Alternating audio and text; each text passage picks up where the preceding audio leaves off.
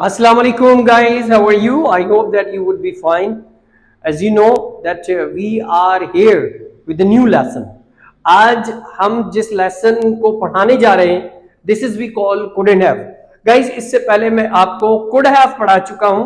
अच्छा याद रखिएगा, बहुत सारे लोगों ने मुझे कमेंट करके पूछा कि सर उसका इंट्रोगेटिव नेगेटिव इंट्रोगेटिव तो क्या होता है. तो ये याद रखिएगा, उसका नेगेटिव सिर्फ एक होता है और उसके डिफरेंट मीनिंग है. और couldn't have यानी हम जब इस्तेमाल करते हैं तो डिफरेंट एंगल से इस्तेमाल करते हैं. और अगर आप उसका इंट्रोगेटिव और इंट्रोगेटिव नेगेटिव जानना चाहेंगे तो उसका इंट्रोगेटिव और इंट्रोगेटिव नेगेटिव जो है वो नहीं बनता. ठीक है. सो आज हम पढ़ने जो जा रहे हैं वो couldn't have है. Formula, it has formula like subject plus couldn't have plus verb की third form plus object. Guys definition में याद रखिएगा, वी यूज couldn't have, हम इस्तेमाल करते हैं couldn't have to talk about that, जो कि बात करता है when we could not do anything, यानी कोई भी ऐसा काम गाइस जो हम चाह कर भी कर ना सके. यानी हम चाहते थे माजी में कोई काम करना तो वो हम चाह कर भी ना कर सके ड्यू टू सम रीजन या बिकॉज ऑफ सम रीजन, किसी वजह से. याद रखिए गाइस, मैंने आपको कुड हैव पढ़ाया था.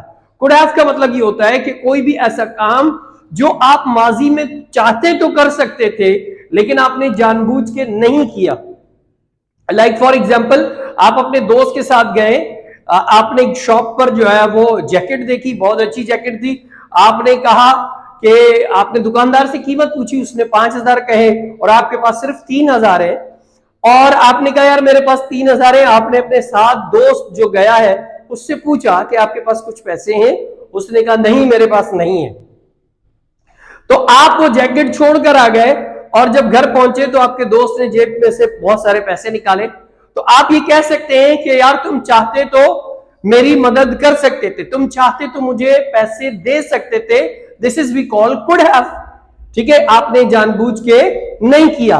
अब इसी तरह एक बैकग्राउंड में हमारे पास couldn't have है. गाइस ये couldn't have का मतलब होता है when to talk about that when we could not do anything in the past because of some reason, due to some reason.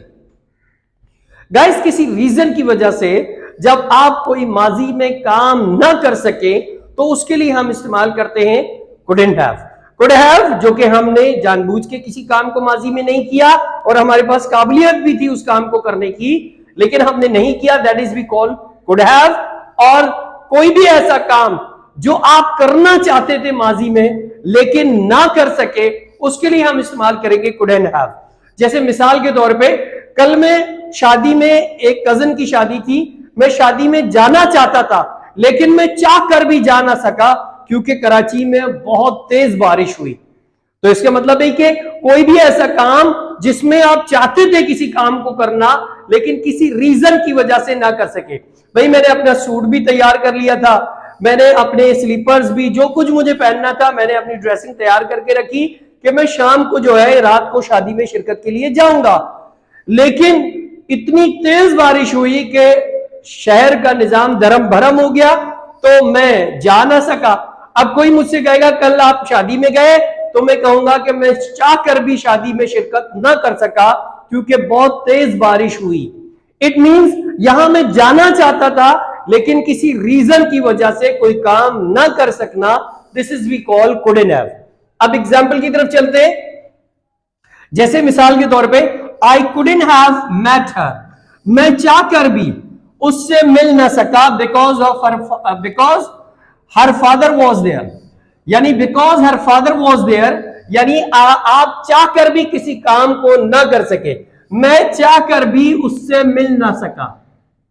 What is the Urdu? मैं चाह कर भी उससे मिल ना सका क्योंकि उसका या उसके, ठीक है, अब्बू वहां थे.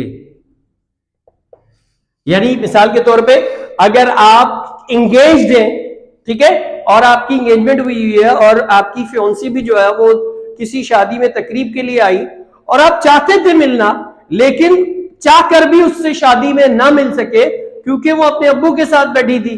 तो हमारे माशरे में थोड़ी जो है वो आप ये कह ले शर्म व हया होती है कि भाई जो इंगेज होता है वो अपने पेरेंट्स के सामने जाहिर है वो अपने मंगेतर से बात नहीं कर सकता। तो क्या होता है कि वो कहती है कि मैं चाह कर भी, अगर वो आप कहते हैं कि मैं चाह कर भी उससे मिल ना सका क्योंकि उसके अब्बू वहां थे, दिस इज वी कॉल आप चाहते थे कोई काम करना लेकिन किसी रीजन की वजह से ना कर सके। सेकेंड एग्जाम्पल में सारा couldn't have cooked food because of shortage of gas. सारा चाह कर भी, यानी सारा ने मुझे मिसाल के तौर पे सारा ने मुझे दावत पर बुलाया और मैं गया तो उसने बाजार से सारा सामान मंगाया। मैंने कहा भाई आपने तो कहा था अपने हाथ से खाना बनाएगी, अपने हाथ से कोई डिश बनाएगी, तो उसने कहा मैं चाह कर भी आपके लिए खाना ना बना सकी क्योंकि गैस शॉर्टेज का मसला था। ठीक है, तो किसी रीजन की वजह से कोई काम ना कर सकना। सारा कुडंट हैव कुक्ड फूड, सारा चाह कर भी खाना ना बना सकी क्योंकि गैस की लोड शेडिंग थी, गैस का प्रेशर कम था, गैस कम होने की वजह से। इसी तरह Ali couldn't have phloem a kite because of rain. भाई कल कराची में बहुत तेज बारिश हुई तो अली ने दोपहर में अली मुझसे मिला, अली के पास बहुत सारी पतंगे थी, अली के पास बहुत सारे मांझे थे, बहुत सारी चीजें थी। तो मैंने कहा मैंने सोचा शाम को ये उड़ाएगा, लेकिन आज मुझे मिला तो मैंने अली से कहा भाई तुम्हारा शौक पूरा हो गया। उसने कहा सर मैं कल चाह कर भी पतंग उड़ा ना सका क्योंकि बहुत तेज बारिश हुई। इसका मतलब उसकी विश थी किसी काम को करने की, लेकिन किसी रीजन की वजह से यानी बारिश की वजह से वो इस काम को अंजाम न दे सके। तो अली चाह कर भी पतंग ना उड़ा सका क्योंकि